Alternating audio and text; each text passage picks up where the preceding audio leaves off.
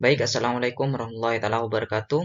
Perkenalkan, nama saya Ahmad Juzuli Mahdi dengan NIM 212103010037. Di sini saya akan mempresentasikan tentang buku pegangan media dan perkembangan anak.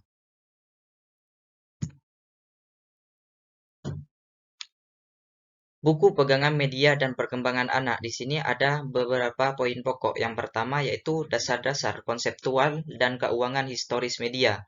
Yang kedua, kebijakan dan intervensi media. Yang ketiga, efek kognitif media pada anak. Yang keempat, efek sosial media. Yang kelima, efek kesehatan media. Dan yang terakhir, kebijakan dan intervensi media.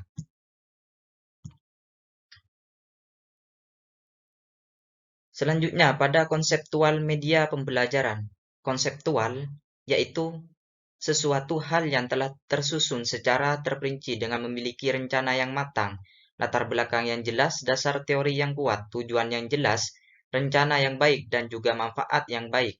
Konseptual media, jadi bisa kita simpulkan bahwasanya konseptual media pembelajaran adalah segala sesuatu yang dapat digunakan untuk menyampaikan pesan atau informasi dalam proses belajar mengajar sehingga dapat merangsang perhatian dan minat siswa untuk belajar. Di sini contoh konseptual media dalam pembelajaran. Yang pertama yaitu pembelajaran menjadi lebih menarik perhatian pembelajar sehingga dapat menumbuhkan motivasi belajar. Yang kedua, bahan pembelajaran akan lebih jelas maknanya sehingga dapat lebih dipahami pembelajar serta memungkinkan pembelajar menguasai tujuan pembelajaran dengan baik. Yang ketiga, metode pembelajaran bervariasi, tidak semata-mata hanya komunikasi verbal melalui penuturan kata-kata secara lisan atau oleh pengajar sehingga membuat pembelajar tidak bosan dan pengajar tidak kehabisan tenaga. Selanjutnya, pola penggunaan akses media. Di sini ada dua. Yang pertama yaitu tanggung jawab media. Maksudnya, media harus bertanggung jawab dalam hal menyajikan pemberitaan yang benar, komprehensif, cerdas, dan akurat. Media juga harus berperan sebagai forum pertukaran pendapat, komentar, dan kritik. Yang kedua, kesetaraan akses informasi. Bagaimana apabila sebuah informasi merupakan kekuatan dalam masyarakat yang berbasis informasi, maka beberapa kesetaraan akses terhadap informasi sangatlah penting, kecuali jika bersedia menerima masyarakat di mana beberapa orang atau kelompok dirugikan karena tidak dapat memperoleh akses informasi.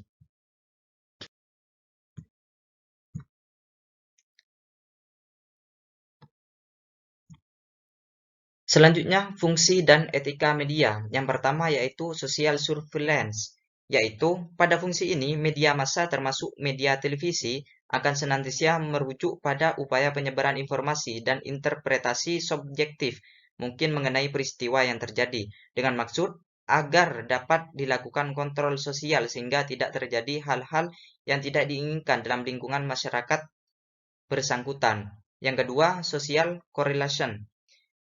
Maksudnya, dengan fungsi korelasi sosial tersebut akan terjadi upaya penyebaran informasi yang dapat menghubungkan atau kelompok sosial dengan kelompok sosial lainnya. Yang ketiga, socialization, yaitu pada fungsi ini, media massa selalu merujuk pada upaya pewarisan nilai-nilai luhur dari suatu generasi ke generasi selanjutnya, atau dari suatu kelompok ke kelompok lainnya. Yang terakhir yaitu entertainment. Maksudnya, agar tidak membosankan, sudah tentu media massa perlu juga menyajikan hiburan kepada halayaknya. Selanjutnya, efek kognitif media. Sebelum kita masuk pada ini, kita harus mengetahui maksud dari efek kognitif. Efek kognitif ini merupakan berhubungan dengan pikiran atau penalaran sehingga halayak yang semula tidak tahu, tidak mengerti, bingung menjadi merasa jelas. Contoh pesan media massa yang memiliki efek kognitif adalah berita, tajuk rencana, artikel, dan sebagainya.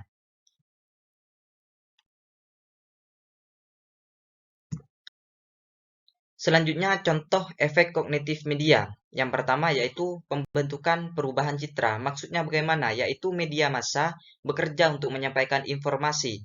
Buat halayak informasi itu dapat membentuk, mempertahankan, atau mendefinisikan citra. Yang kedua, agenda setting. Di sini, agenda setting merupakan teori agenda dimulai dengan suatu asumsi bahwa media massa menyaring berita, artikel, atau tulisan yang akan disiarkannya. Yang ketiga yaitu efek prososial kognitif. Maksudnya, kita membicarakan bagaimana media massa memberikan manfaat yang dikehendaki oleh masyarakat. Inilah yang kita sebut efek prososial.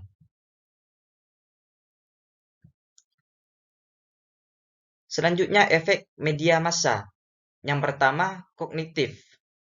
Setelah kita ketahui tadi, efek kognitif meliputi peningkatan kesadaran, belajar, dan tambahan pengetahuan. Yang kedua, yaitu efek media massa yang kedua adalah efektif. Maksudnya, efek efektif berhubungan dengan emosi, perasaan, dan attitude atau sikap. Yang ketiga, konatif. Efek konatif berhubungan dengan perilaku dan niat untuk melakukan suatu menurut cara tertentu. Contoh efek negatif sosial media. Contoh efek negatif sosial media. Di sini yang pertama yaitu selalu merasa kurang. Maksudnya di sini bahwasanya kita akan timbul perasaan bahwa diri atau hidup Anda selalu kurang jika dibandingkan dengan hidup atau diri orang lain di sosial media. Yang kedua yaitu maraknya kejahatan di sosial media. Yang ketiga yaitu fear of missing out. Maksudnya adalah bahwasanya fenomena di mana Anda merasa takut ketinggalan berbagai hal viral atau populer yang sedang trendy di sosial media. Yang keempat yaitu memicu kecemasan. Yang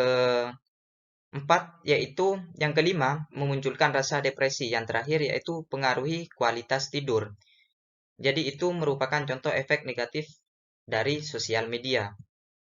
Selanjutnya contoh dampak positif sosial media. Selain dari dampak negatif, media juga mempunyai dampak positif. Yang pertama, memudahkan pencarian informasi seperti yang kita rasakan saat ini. Yang kedua, yaitu memudahkan berinteraksi dengan banyak orang. Yang ketiga, memperluas pergaulan. Yang terakhir, yaitu membentuk komunitas belajar online.